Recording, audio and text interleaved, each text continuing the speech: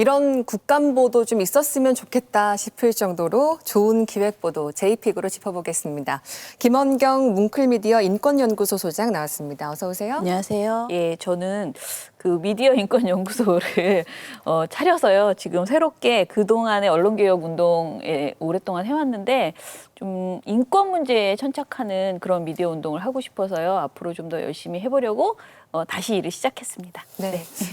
오늘 정말 저희가 소개해드리는 기사는 그야말로 뭉클한 기사가 그러네요. 되지 않을까 생각이 드는데요. 네네. 먼저 영상부터 만나보시겠습니다.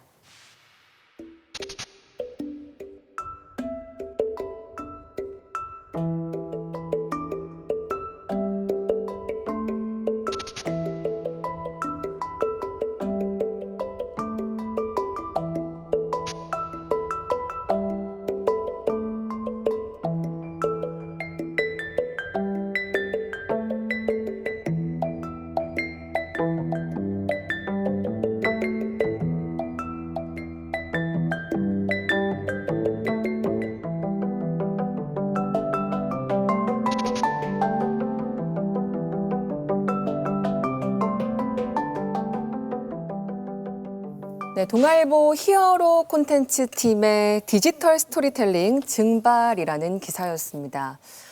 웹툰 같은 형식이 참 인상적이었죠. 기사 말미를 보면요, 이런 내용이 나옵니다. 실직, 파산, 사별, 이혼, 질병. 인생이란 언제 어떤 시련이 닥쳐올지 모른다. 벼랑 끝으로 밀려 추락하기 직전이지만 거리로 나가 구걸하며 살아가고 싶진 않다. 그럴 때 누군가는 생각한다. 사라져 버리고 싶다고. 네, 증발이라는 이야기가 참 남의 이야기가 아니다 이런 느낌을 기사에서 많이 받게 됩니다. 여러분은 어떻게 보셨습니까? 일단은 저는 이 기사를 모르고 있다가 저널리즘 토크쇼 J팀에서 이 기사를 봐달라고 해가지고요. 제가 뒤늦게 보게 됐는데 사실 올해가 그 동아일보 조선일보 100주년 해였고 그래서 제가 그것에 대해서 이제 비판하는 뭐 과거사에 대해서 반성하라 이런 그 주장을 하는 대표적인 사람이었거든요. 그런데 이 기사가 동아일보 100주년 기념 이렇게 기획 기사들 중에 한 가지였어요. 그래서 사실 약간 선입견을 갖고 처음에는 읽게 됐는데요. 보면서 굉장히 그야말로 뭉클한 그런 기사였다라는 생각입니다. 일단은 사실 이 이슈가 그러니까 이 아이템이 새로운 것은 없어요. 이미 이런 이야기들이 크고 작게 이렇게 기획 시리즈는 아니지만은 단건으로도 보도된 바 있습니다. 그런데 이제 증발이라는 그런 키워드를 넣어서 그러니까 우리가 말하는 실종된 사람들 그 다양한 이유들 그리고 그런 사람들의 이야기를 굉장히 스토리텔링을 잘한 기사다. 그리고 이 기사의 특징이 인터랙티브 기사라고 해서 소통형 기사거든요. 그런 그 개성을 굉장히 잘 살린 기사라고 생각하고요. 기본적으로 한 사람의 이야기로 증발에 대해서 몰입도를 확 높인 다음에 그다음에 그 증발해 있는 사람들이 어디서 무엇을 할까를 보여주는 아주 재미있는 그런 인터랙티브 기사를 쓰고 그리고 그들을 돕는 이야기, 사람들. 그러니까 어떻게 보면 증발 생태계라고 표현했는데요. 그런 이야기도 또 전해주고 마지막에는 증발자 가족들이 겪는 고통, 안타까움 이런 것까지 전해줘서 전반적으로 봤을 때 이 실종자에 대한 우리가 그 공감을 굉장히 크게 가질 수 있는 좋은 기획이었다라고 생각을 합니다. 언론이 해야 될 가장 소극적 역할이 팩트체킹이라면 저는 언론의 미래이자 적극적 역할은 스토리텔링이 있다고 생각을 합니다. 스토리텔링 자체가 나쁜 게 아니라는 의미입니다. 그러나 언론이 하지 않아도 될 정치적 영역에서는 스토리텔링을 하고 해야 될 스토리텔링 영역에서는 그냥 좀 외면하거나 내지는 인간학적 접근을 하지 않고 아주 소재로만 다루는 경향들이 있었던 거죠. 그런데 비해서 이 증발은 이 테마와 주제를 가지고서 인간학적인 재구성을 했다는데 저는 좀 높은 평가를 하고 싶습니다.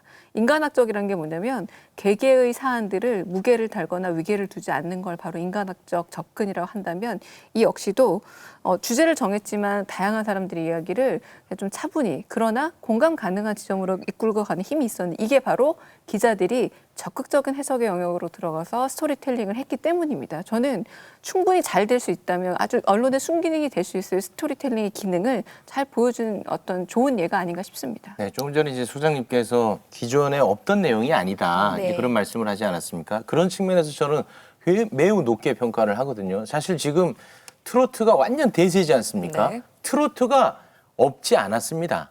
심지어 그 KBS 라디오에서는 트로트 전문 프로그램이 있었는데 점점 줄여나갔거든요. 그런데 TV조선에서 기존에 있던 트로트를 한 프로그램을 통해서 붐을 확 일으킨 거 아니겠습니까? 그런 측면에서 이번에 그 동아일보의 이 기사 매우 박수 쳐주고 싶습니다. 네. 혹시 4집 내시나요? 어떤 점이 그렇게 좋으셨어요? 네, 그만하시죠. 근데 이 기사가요, 제가 생각하기에 처음에는 왜 여기서 그치지? 왜 계속 이야기가 여기서 그치지? 더 나아가야 되는데 라고 생각을 했어요. 근데 또 나중에 읽다 보니까 이거 일부러 이러는 것 아니야? 라는 생각이 들었거든요. 그러니까 숫자에 연연하거나 어떤 통계를 내거나 이런 것이 아니고 말씀하신 것처럼 그들의 삶을 깊이 있게 이렇게 공감하면서 그 공감 내용에서만 딱 그쳐요. 그런데 이것이 저는 굉장히 노련한 그런 스토리텔링이었다라고 생각을 해요. 기본적으로 만약에 저라면은 구체적인 대안을 제시하고 우리가 생각하는 이렇게 평가, 좋은 보도의 평가들이 있잖아요. 이 개인의 문제를 사회의 문제로 좀 더 넓히고 그것에 대한 대안을 제시하고 이렇게 가야 되는데 이 기사는 그것이 아니고 왜 증발했을까? 이 사람들은 어떠한 이유로 그런 선택을 했고 그리고 어떻게 살아가고 있을까를 이렇게 정말 뭐라 그럴까 이야기하듯이만 이렇게 쭉 들려주는데 그 속에서 이거는 개인의 문제가 아니구나라는 걸 우리가 느끼게 해버리거든요. 네. 그러니까 강요하지 않았는데 이것은 사회적 문제구나. 그리고 우리가 같이 뭔가 대안을 내야 되겠구나. 그 메시지를 주는 것은 굉장히 훌륭했다라고 생각합니다. 대안을 의도적으로 증발시킴으로써 더 오히려 여백을 많이 남겼다. 네, 그렇게도 저는 볼 수 그렇게 있겠네요. 생각드네요. 이게 그 법률가로서 말씀을 드리면 네. 이게 민법상 그 실종 선고 제도와 관련된 기사예요. 그러니까 이게 어떤 사람이 부재자로 한 5년간 생사불명이면 이제 검사나 이해관계인의 청구에 따라서 법원이 그런 선고를 할 수 있어요. 선고를 하게 되면 사망한 것으로 간주해 버리는 그런 제도거든요. 그러니까 이게 결국에는 이분의 그 당사자의 재산이랑 그 이해관계인을 보호하기 위해서 민법이 만든 제도인데 이게 모든 법대에서 1학년 1학기에 배우는 제도예요. 왜냐하면은 민법의 맨 앞부분에 있거든요. 그래서 사실은 법학 공부를 하는 사람이면 실종 선고 제도는 다 알 거예요. 하지만 그 진정한 의미가 뭔지는 사실 이런 식의 그 제도를 직간접적으로 경험한 사람의 이야기를 통해서 알게 되는 것인데 그걸 알 수 있는 자료가 잘 없는 것이죠. 법률에는 법전에는 단 몇 줄의 문장만 있는 것이고요. 관련된 판례도 그 문장에 대한 유권 해석에 불과한 것이잖아요. 그러니까 법학자들로서도 그 제도 자체의 내용이나 그 한계에 대해서는 알 길이 없는데 사실 이 기사가 법을 공부하는 사람에게도 굉장히 많은 지식과 학습 자료로서 작용할 수 있다라는 생각이 들어요. 그래서 저는 이거 보면서 법대에서 보조 교재로 써도 좋겠다라는 생각이 들더라고요.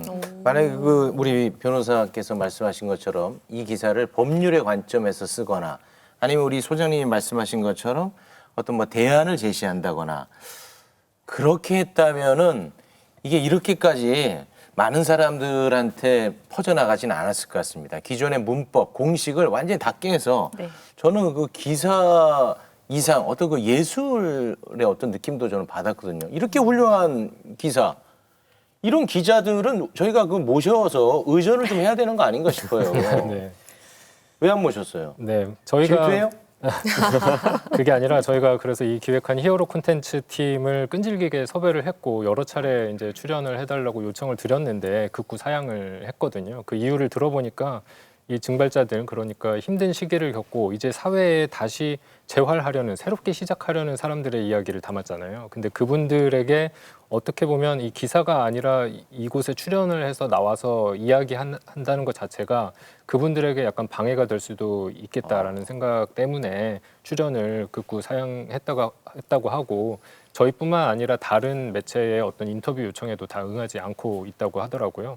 그래서 저도 이제 이 기사를 보면서 이제 구체적인 대안 제시를 하지 않았다는 점이 있잖아요. 근데 첫 기사를 읽어보면 한 노동자의 사례가 나오는데 이분이 이제 산업재해로 이제 부상을 당해서 엄지손가락 인대를 다칩니다. 근데 그 수술비가 수백만 원이 드는데 하청 회사에 얘기했더니 우리는 줄 수 없다라고 하고 원청 회사에 얘기했더니 하청업체에 이미 안전 비용을 지급을 했으니까 하청업체에 가서 따져라라고 얘기를 하잖아요. 근데 이분이 돈을 받을 수 없고 이제 손을 못 쓰게 돼서 결국에는 이제 증발을 택하게 되는 그런 과정이 나오는데 이런 거를 있는 그대로 보여주는 것 자체가 이거를 보는 독자로 하여금 대안 제시가 뭐가 될 수 있겠구나라는 생각을 하게 만드는 점이 있다고 봐요. 그러니까 네. 이렇게 구체적으로 스토리텔링을 이용해서 보여주는 것 자체로도 훌륭한 기사가 될 수 있다. 더군다나 이 기사는 우리 사회에 정말 사각지대, 볕이 안 드는 사각지대에 어떻게 보면 조명을 한 거라고 볼 수 있잖아요. 그런 점에서 저는 좋은 기사라고 생각을 했습니다. 네, 다들 뭐 법대 교재로도 써야 된다, 예술성이 느껴진다 굉장히 호평을 해주시고 있는데 이런 기획이 어떻게 해서 나오게 된 건지 그 출발점이 참 궁금하거든요. 한승현 기자. 네. 직접 취재는 안 하셨지만. 네네네. 그 대법원 홈페이지에 게시된 실종 신고자가 6천여 명이라고 하거든요. 근데 이 6천여 명의 판결문을 분석을 해서 또 최근 몇 년으로 이제 국한을 시켜서 그분들을 추적을 했는데 몇 가지 단서들을 가지고 추적을 했는데 3개월 동안 추적을 했다고 하더라고요. 근데 사실 이 추적을 한다는 게 뭐 휴대전화도 쓰지 않고 흔적이 남아있지 않은 사람들을 추적을 한다는 게 쉬운 일이 아니잖아요. 매우 어려운 일이라 네. 많은 기자들과 많은 인력이 투입이 돼서 아주 그 현장을 직접 이제 뛰어다니면서 취재를 했다고 하고 그러다가 서울 용산구에 있는 미래고시텔이라는 곳을 소개를 받으면서 그 기사를 보시면 알겠지만 미래고시텔 안에 몇 호에 살고 있는 누구의 이야기 또 몇 호에 살고 있는 누구의 어떤 사연 이런 것들을 이제 취재를 하게 된 거죠. 네. 네. 그리고 형식도 굉장히 흥미롭더라고요. 이렇게 클릭을 해야 다음 이야기를 또 볼 수 있게 만들어 놓지 않았습니까? 여러모로 굉장히 훌륭한 기사입니다. 네. 예, 그렇게 인터랙티브 기사라고 해서 그렇게 뭔가 다양한 장치 게임 또는 뭐 박물관에 간 듯한 느낌, 또 웹툰을 보는 듯한 느낌 이런 식으로 내가 참여해서 소통하는 뭐 다른 결론을 보고도 싶고 이런 것들의 그 기사들이 생각보다 요즘 많이 나오고 있어요. 근데 그 측면에서 동아일보 보도가 또 가장 먼저 한 것도 아니에요. 그래서 저는 사실 그렇게 새롭진 않은데 웹툰을 집어넣은 것은 또 다른 재미였다라고 생각을 하고요.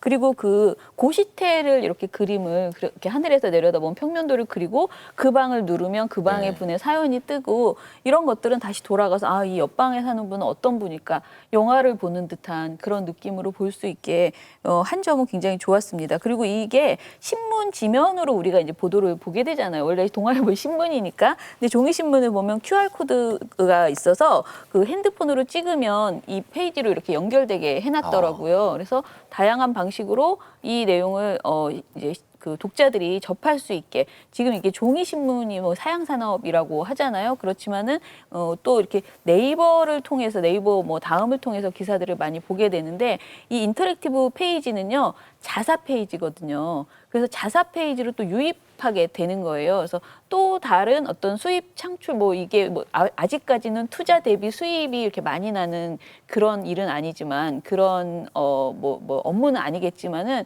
굉장히 독자들로부터 이렇게 신문을 활용할 수도 있겠구나라는 새로운 길을 보여주는 그런 기사였다라고 생각합니다. 네, 이 증발 기사가 웹툰 형식과 더불어서 다양한 인터랙티브 방식이 참 돋보였는데요. 직접 화면으로 보시겠습니다.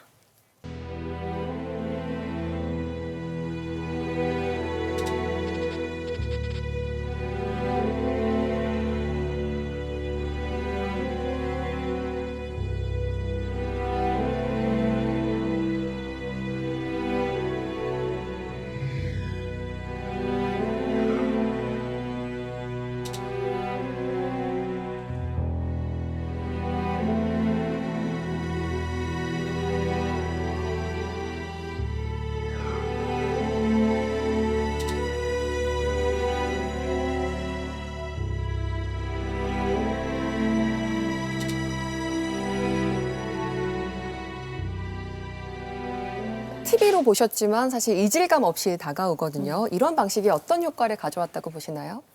요즘 제가 이제 기사를 읽다 보면은 뭔가를 막 읽었는데 잘 안 남는 경우도 있고요. 제가 특별히 관심 있는 주제가 아니다 보면은 글이 일단 길어지면 읽기가 되게 싫어지는데 그게 이제 저만의 사실 그 습성은 아닐 거거든요. 변호사도 그런가요? 요즘 언론 소비자들이 그러니까 포털 사이트 중심으로 언론을 소비하다 보니까 가장 많이 노출되는 기사를 자연스럽게 보게 되고 제목이랑 사진 위주로 편집 위주로 보게 되는 성향이 점점 더 강해지는 것 같아요. 그래서 정말 어둡고 무겁지만 사실 굉장히 중요한 이러한 이슈 같은 경우에는 언론사 입장에서 그 메시지를 만들어내는 것과 함께 그 메시지 앞에 독자들을 얼마나 붙잡아 두느냐에 대한 고민이 굉장히 좀 필요하다고 생각이 들거든요. 그런 면에서 이번 동아일보의 기사가 그 차용한 이제 인터랙티브 방식이라는 것은 어쨌든 뭔가를 클릭하게 하고 어쨌든 뭔가를 잠깐이나마 고민해서 내가 선택하게 함으로써 그 시간만큼 얼마 안 되는 시간이지만 이 앞에 붙잡아두는 효과도 분명히 있어요. 그래서 특히나 이런 주제를 다루는 기사로서는 굉장히 효과적인 방법이다라는 생각을 했습니다. 우리가 요즘 신문의 열독률이 떨어지는 게 이제 문해력이 떨어져서다라는 얘기도 많이 합니다. 근데 그 부분에서 멈추는 것이 아니라 저는 아까 예술적이라는 표현도 하셨는데 예술적인 어떤 장점이라던가 어떤 진보라는 부분은 약간 반발만 앞서 나가도 된다고 생각해요. 무슨 말이냐면 신문은 문자로 정보를 제공한다라고 생각하는 것의 관점을 좀 바꾼 겁니다. 그러니까 사람은 눈으로 보는 것 그리고 생각보다 공간적으로 체험한 것에 대한 기억력이 상당히 좋다라는 거예요. 그래서 그런 부분을 잘 활용해서 문자로 읽어서 이걸 내 머릿속으로 구성하는 어떤 적극적 노력을 좀 덜어준 거죠. 그랬더니 상당히 더 기억에 잘 남게 되는 효과도 갖게 되고 저는 또 아까 인터랙티브로 해서 내가 적극적으로 참여한다고 했는데 재밌게도요. 인간의 본성은 질문을 받으면 대답을 하게 돼 있고요. 선택을 하면 선택하게 돼 있습니다. 그러니까 굉장히 적극적인 독자 유입의 어떤 기관이 될 수 있다는 건데 지금 유료 독자들에 대해서 굉장히 고민이 많아요. 모든 언론사들이. 그리고 내 지면으로 끌어들이는 건 문제가 굉장히 커서 사실 포털이 점점 비대화되고 있는 거거든요. 거기서도 어떻게든 끌고 오려고. 사실 가장 우리 언론이 꿈꿀 수 있는 청사진이 뭐냐면 이렇게 훌륭한 어떤 기사들을 인터랙티브라든가 다양한 참여 유도 형식으로 만들어서 결국에는 유료화까지 가면 되는 겁니다. 아주 질 높은 기사를 만들어서. 그런 점에 있어서 이 부분에 있어서 많은 어떤 독자들의 관심은 아직 많지는 않지만 정말 잘 만든 상품은 판매가 되거든요. 그런 부분에서 이제 의미 있게 볼 수 있는 변화다라는 생각이 듭니다. 사실 인터랙티브 기사 중에서 제가 굉장히 인상적이었던 것은 예전에 경향신문에서 나는 어떤 독립운동가였을까 해서 퀴즈처럼 내 성향, 내가 어떤 사람이다. 이렇게 하면 나는 그 시대에 어떤 독립운동가, 너는 이런 사람이었을 것이야. 이분 같은 행동을 했을 것이야. 라고 보여주는데 그것이 결과적으로 그냥 게임 같지만은 이런 독립운동가가 있었구나. 나 같은 사람이 그러니까 나 같은 성향을, 나 같은 마음을 가진 사람이 독립운동을 했으면 이런 분이었구나라는 걸 느끼게 해주거든요. 다양한 경우의 수가 나오면서 저는 그 한 분 한 분의 내용을 인물 열전으로 기사를 내는 것보다 훨씬 더 좋은 효과를 그래서 누구 나왔습니까? 나왔었어요? 저요? 예, 이완용은 아니죠. 아닙니다. 왜 그러십니까? 독립운동가예요. 그리고 최근에 이제 매일 김영균이 있었다라는 네. 그 인터랙티브 기사도 있었거든요. 그래서 뭐 경향신문이나 한국일보의 인터랙티브가 조금 더 이제 앞서가긴 했는데 이런 내용들 모두가 정말 그 메시지 자체를 분명하게 전해주는 효과가 있어서 말씀하신 당당하게 신문 구독률 떨어져요. 뭐 우리 어려워요 이게 아니고 정말 질 높은 그리고 새로운 시도를 하는 그리고 저는 이렇게 생각해요. 기사를 너무 좋은 기사를 썼는데 사람들이 안 읽어서 너무 실망스러워요. 그래서 그렇게 어떻게 보면 클릭수를 유도하는 기사만 쓰고 있어요라는 말을 기자들이 정말 많이 하시거든요. 네. 그런데 그거는 기자 개인에게 얘기할 것이 아니고 그 언론사 전체가 좀 더 투자를 해서 인터랙티브 기사를 하던 뭘 하던 간에 사람들이 읽게 만들어줘야 된다. 그 노력을 기울이고 투자를 해야 된다라고 생각합니다. 사실 뭐 저만 해도 우리 제2의 팀장한테 항상 그 투덜대는 게 네. 제2에서 아무리 의미 있는 걸 다뤄도 사람들이 안 보면 이 의미가 퇴색된다. 제발 좀 자극적으로 하자. 제가 메시지를 뿌리자. 예, 항상 이제 그런 식으로 투덜댔는데 이 기사를 보니까 어떻게 전달할지를 언론사가 좀 고민을 해야겠다. 왜냐하면 이제 그동안의 소외계층에 대한 문제를 다루면 사실 독자들이 안 본 거는 사회 현상이었지 않습니까? 그건 사실이잖아요. 근데 이 기사는 12일 기준으로 합산 페이지 뷰가 335만을 넘어섰습니다. 네. 와.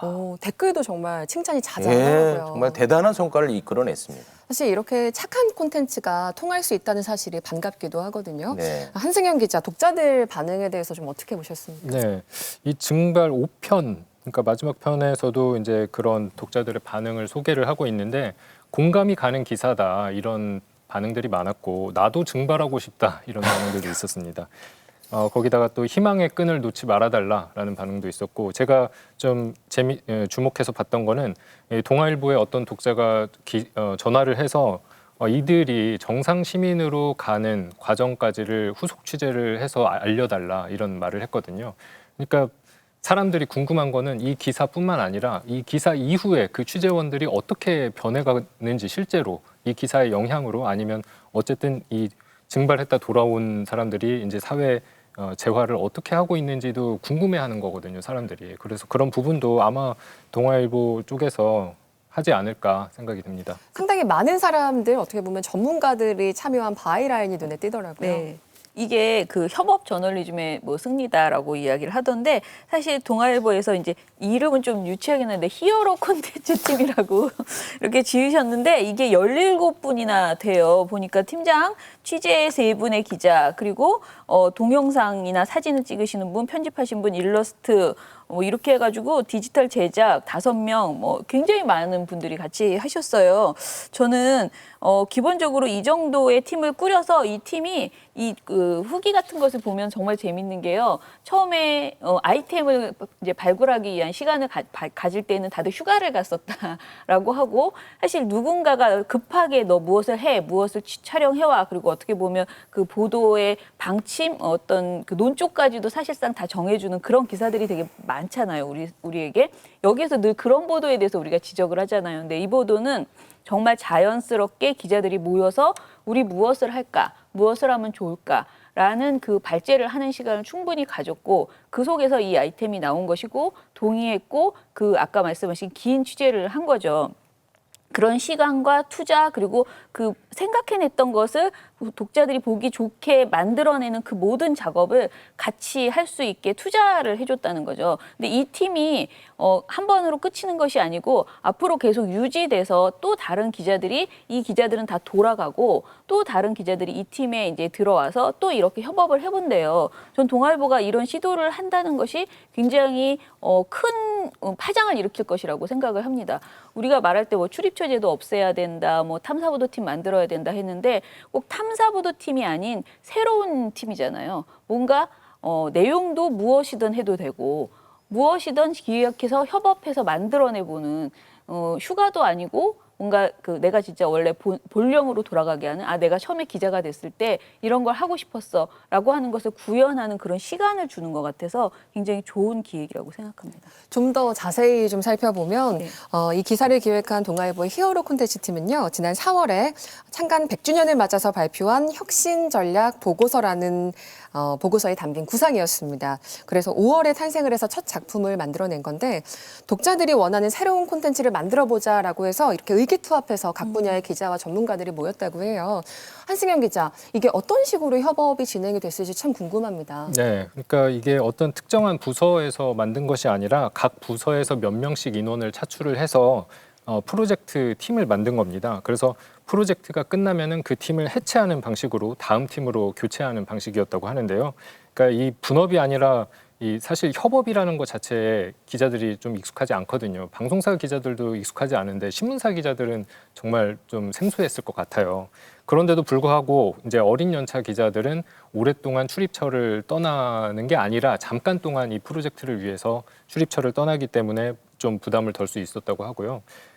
아까 소장님도 말씀을 하셨지만 이 처음에 이걸 해, 이 아이템을 해라고 이렇게 위에서 지시를 한 게 아니라 약 한 달 정도를 그냥 노는 기간을 가졌어요. 그러니까 뭐 도서관에서 가서 책도 보고 뭐 이렇게 휴가를 줬다고 하는데 그러면서 어떤 아이템을 해야겠다는 스스로 자발성이 생겼다고 보거든요. 그래서 사실 언론사들이 어떤 기획 기사, 좋은 기획 기사 만들어내라고 이렇게 압박을 많이 하곤 하고 그런 현실이지만 좋은 기사가 나오기 위해서는 충분한 시간을 주고 정말 그냥 노는 게 아니라 그 속에서 스스로 자발적으로 이런 기사를 생각해내게끔 하는 게 중요한 게 아닐까. 이 와중에 또 한번 놀아보려고. 네, KBS에도 이런 방식이 도입되길 바라십니까? 사실 저널리즘 토크는 제의가 이 방식 아닌가요? 거의 보도국에서 차출이란 말이 돼 있는데 차출돼 오셨다가 음. 또 다들 다 출입처가 있는 또 보도국으로 돌아가셔서 일을 하시는데 제가 들은 바로에 의하면 저널리즘 토크쇼 제에 한번 오신 기자분들은 예전의 기자와는 다른 기자로 되돌아간다. 거듭나는 건가요? 라는 말을 들어서 그러긴 하네요. 아, 좀 비슷해 민망하네. 보이기도 해요. 근데 약간 좀 더 휴가를 할 수 있게 시간을 좀 많이 주셔야지 되겠네요. 에이스가 와서 슈퍼 에이스가 되는 그런 담금질의 과정이 있나 봅니다. 뭔가요? 이거 지금? 우리끼리. 이제 이게 보면은 저는 이 마감이라는 용어가 수많은 마감들이 기사 그리고 글로 만들어지는 것들을 만들어내기도 하죠. 마감 없으면 아마 안 될 것도 많을 겁니다. 그러나 한편으로는 마감이 굉장히 타성화되고 관행화됐을 때 마감에 맞춰 쓰여진 기사들이 얼마나 훌륭한 기사인가를 거꾸로 물어본다면 좀 질을 담보하기가 어려울 듯해요. 그런데 여기서는 불필요하게 보고하거나 마감 일정이 없이 자유롭게 맡겨놨다라는 게 정말 소위 말하는 퀄리티 높은, 질이 높은 생산물들을 만들어낼 수 있는 계기가 됐던 게 아닌가 싶어서 여기서 저는 팀 구성이 모든 언론사가 모두 이렇게 방식으로 바뀌는 게 아니라 이런 팀 하나쯤은 가지고 있어도 좋겠다라는 모델링이 되지 않을까 싶습니다. 저는 이렇게 처음부터 팀을 짜가지고 취재를 하고 기획을 하고 취재를 하고 결국에는 이제 그 릴리스까지 한다라는 것이 좀 특별한 의미를 갖는다라는 생각이 드는 게 우리 이제 소장님은 저보다 시민운동을 훨씬 더 많이 하셨기 때문에 저보다 더 잘 알겠지만 시민운동을 오래 한 활동가가 정작 그 대중에게 어떻게 소통하고 우리 운동을 알리는 능력이 굉장히 떨어지는 경우가 많아요. 그러니까 사실 운동하기 바쁘고 투쟁하기 바쁘고 그 사안에 대해 연구하기 바쁘다 보니까 아무리 내용을 충실하게 해도 이걸 어떻게 전달해야 될지를 잘 몰라요. 그래서 저 같은 경우도 내가 하고 있는 이 문제 너무 중요한데 이거를 어떻게 하면 더 많이 알릴 수 있을지에 대해서는 그 분야의 전문가가 좀 와가지고 컨설팅 해줬으면 좋겠다. 누군가 와서 도와줬으면 좋겠다는 생각이 많이 들거든요. 어쩌면 완전히 다른 전문 영역인 거예요. 근데 시민사회에서는 사실 그런 협업을 받을 수 있는 여력이 잘 안 되는 거죠. 언론사도 마찬가지일 것 같아요. 만약 기자가 정말 훌륭한 취재를 해가지고 기자 스스로 이것을 잘 알려보겠다라고 했으면 이런 콘텐츠는 못 나왔을 거다. 죄송하지만 기자에게도 그런 능력이 훌륭하게 있을 것 같지 않다. 처음부터 그 분야에 특출한 그 분야에 익숙한 사람이 같이 협업을 한다면 그 이전에 우리가 접했던 기사와는 또 다른 이런 증발과 같은 방식이 대중들이 만나는 거거든요. 그래서 이런 협업 방식이 좀 많이 확산됐으면 좋겠어요.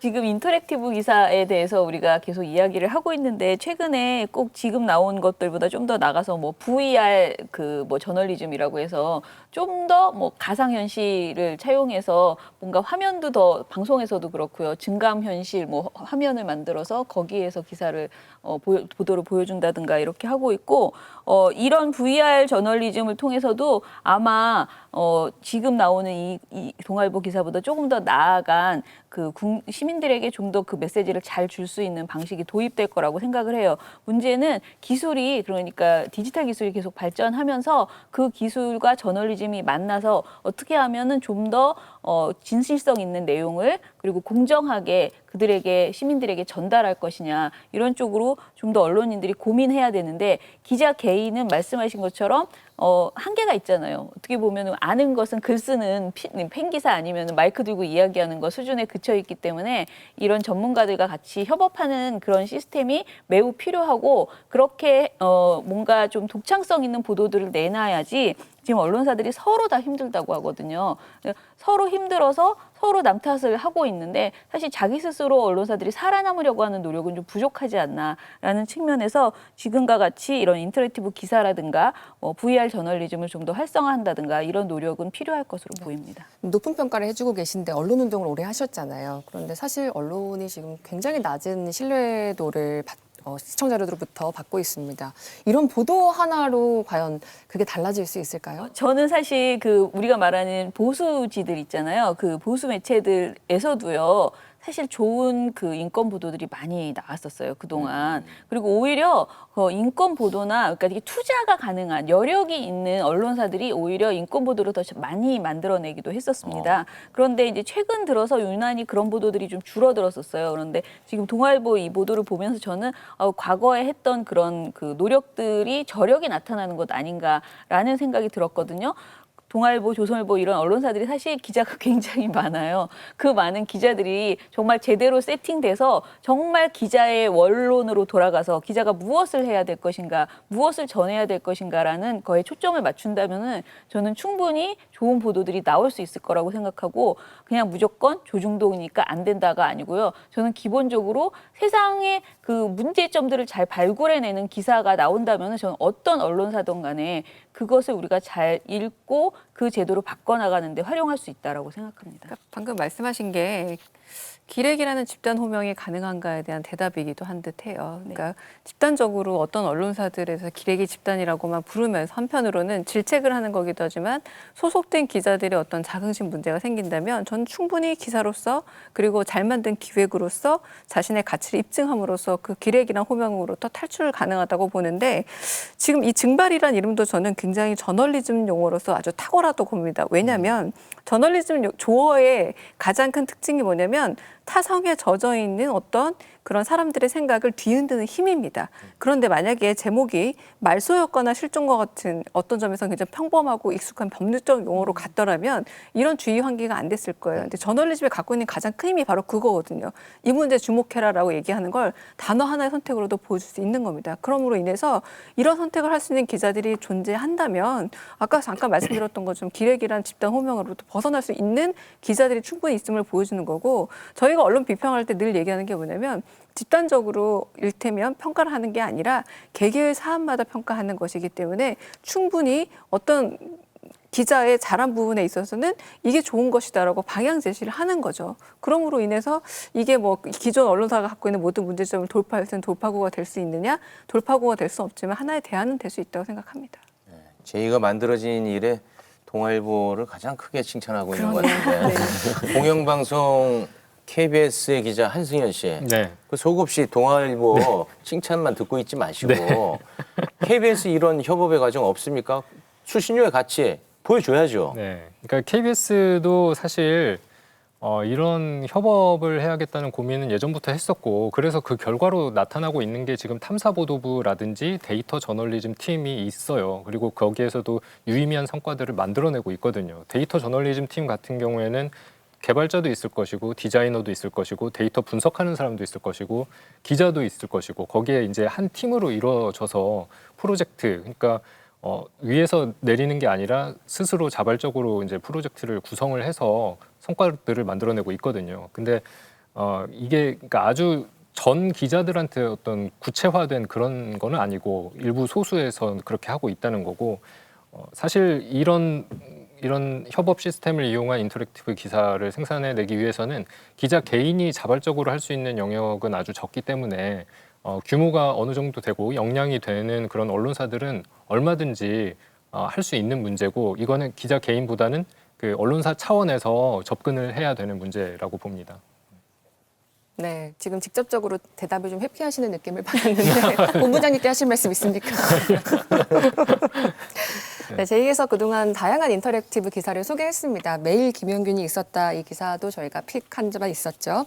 최근 미디어 환경이 급변하면서 많은 언론이 디지털 시대에 맞는 보도를 상당히 많이 고민을 하고 있습니다. 이렇게 중요하지만 외면받았던 사회 문제들 더 많은 사람들에게 효과적으로 전달하려면 어떤 전략이 필요할까요?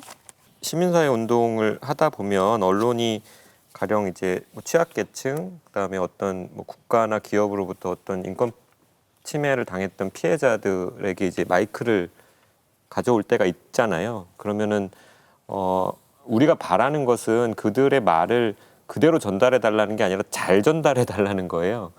근데 정말로 현장에 온 기자들이 굉장히 이분들의 이야기를 잘 전달하고자는 하지만 그 전달 방식, 그다음에 대중들이 이 메시지를 접했을 때 어떨까 여기에 대한 고민이 없어서 의도치 않게 사실은 크게 이렇게 전달이 잘 안 되고 어필이 잘 안 되고 운동에서도 크게 도움을 받지 못하는 기사들이 종종 나오거든요. 그래서 이런 그 사회적으로 외면받았지만 굉장히 중요한 문제를 다룰 때 기자들이 그 전달 방식에 대한 고민 계속 해줬으면 좋겠다라는 말씀 드리고 싶고 또 하나는 제가 이제 국정농단 사태 때 그 광화문 집회에서 그런 집회 현장에서 만나기 어려운, 그러니까 만나면 되게 어색했을 법한 그런 친구를 이제 만난 적이 있어요. 그래서 네가 어떻게 여기까지 왔냐? 너 이런 데 잘 안 오잖아? 라고 물어봤더니 이 친구 바로 하는 말이 국민연금을 건드렸대잖아? 라고 얘기를 바로 하는 거예요. 그러니까 내 노후 자금을 건드렸다라는 그 문제가 포착이 되는 순간 이게 내 문제가 돼버린 거예요. 그러니까 그 전까지도 이거는 문제였고 화가 났지만 나랑은 상관없는 문제처럼 느껴졌다가 어느 순간부터 관련성이 느껴지니까 몸이 움직이게 됐던 거거든요. 근데 저는 이게 사람들의 이기심이나 이런 거가 아니라 너무 자연스러운 현상이다라고 생각이 들어요. 그런데 우리가 사실은 잘 주목하지 않고 대중적으로 외면받고 있는 하지만 굉장히 사회적으로 중요한 그런 취약계층의 인권 문제나 소수자의 인권 문제라는 것이 중요한 이유는 사실 우리 모두랑 관련되어 있기 때문인 거거든요. 그러니까 일반 대중의 삶과 그 문제가 결코 떨어져 있지 않기 때문에 중요한 거거든요. 장애인권의 문제는 다시 할게요. 장애인의 인권 문제는 비장애인의 삶과 굉장히 밀접하게 관련돼 있고요. 성소수자의 인권 문제는 이성애자의 삶과도 굉장히 밀접하게 관련되어 있기 때문에 사실 중요한 거죠. 그 관련성을 언론이 계속 찾아내고 조명하고 전달하고 사실 그러한 노력만으로도 이 문제가 대중들에게는 충분히 전달되는 효과가 있을 거라고 저는 봅니다. 그 인터랙티브라는 말 속에 답은 다 있습니다. 상호작용이라는 거죠. 그러니까 언론이 오피니언 리더라고 스스로 자임하는 경우가 많은데 문자를 쓰는 엘리트가 언론이 아닌 겁니다. 공감의 중개자가 되어야만 거기서 저는 이익도 창출할 수 있다고 봐요. 이익과 전혀 무관하지 않다. 그러나 정말 사회적으로 부정편향적인 선동이 아니라 긍정적인 이슈 제시로도 충분히 돈을 벌 수 있고 사회적 영향력을 보여줄 수 있다. 그걸 잘 보여준 사례들이 지금 뭐 증발 사례도 있습니다만 일테면 우리가 이렇게 인터랙티브를 시작하게 된 그 뉴욕타임즈의 스노우폴 같은 그런 웹페이지도 보면 알 수 있다시피 충분히 가능한 일이다. 절대 부정 편향에만 매달릴 필요가 없다라는 걸 보여주고 이 부분에 대해서 조금 과감한 신념을 가지고 나갔으면 어떨까 싶습니다. 교수님 그러면 마지막으로 증발에 대해서 별점을 매긴다면 몇 개 주시겠습니까? 언론사 일단 별점을 매기는 게 좀 죄송해요. 왜냐하면 별점 만능이 아니기 때문에 긴 글을 쓰는 게 더 맞습니다만 그럼에도 불구하고 별점을 매긴다면 저는 4개 반 드리겠습니다. 네. 네. 상당히 후하신 네. 한 가지만, 마지막 말씀 청해볼게요. 저는 사실 그 뉴욕타임스의 스노우폴보다 뉴욕타임스에서 그 시리아 난민을 다룬 그 다큐가 있었어요. 근데 이게 VR로 해가지고 시청자가 그 VR을 통해서 자신이 그 시리아 난민 사태가 일어난 그 현장에 들어간 것처럼 느껴지게 하는 그런 영상이 있었거든요. 그리고 최근에 뭐 CNN도 미국 민주당 대선 후보의 그 토론회를 360도로 촬영을 해서 이제 보여주거든요. 그렇게 했을 경우에 굉장히 많은 왜곡이 이제 없어지는 거죠. 우리가 언론은 기본적으로 프레임을 잡아서 누군가를 보여주는데 내가 이렇게 돌리면서 내가 보고 싶은 곳을 보게 되는 거잖아요. 우리가 지금 뭐 그 거리 지도도 다 그런 식으로 보고 있는 사회인데 왜 언론은 항상 언론사가 보여주는 프레임만을 우리가 보게 하는가. 이 부분에 대해서 충분히 기술이 되기 때문에 그런 것들을 좀 더 고민해 봤으면 좋겠다. 그러니까 기존의 언론의 관점에서만 머무르지 말고 좀 더 다양한 저널리즘을 구현할 수 있도록 노력을 했으면 좋겠다 싶고요. 최근에 나온 것 중에 가장 제가 보기에 감동적이었던 거는 그 쇳물 쓰지 마라라는 그 노래를 부르는 챌린지가 있었잖아요.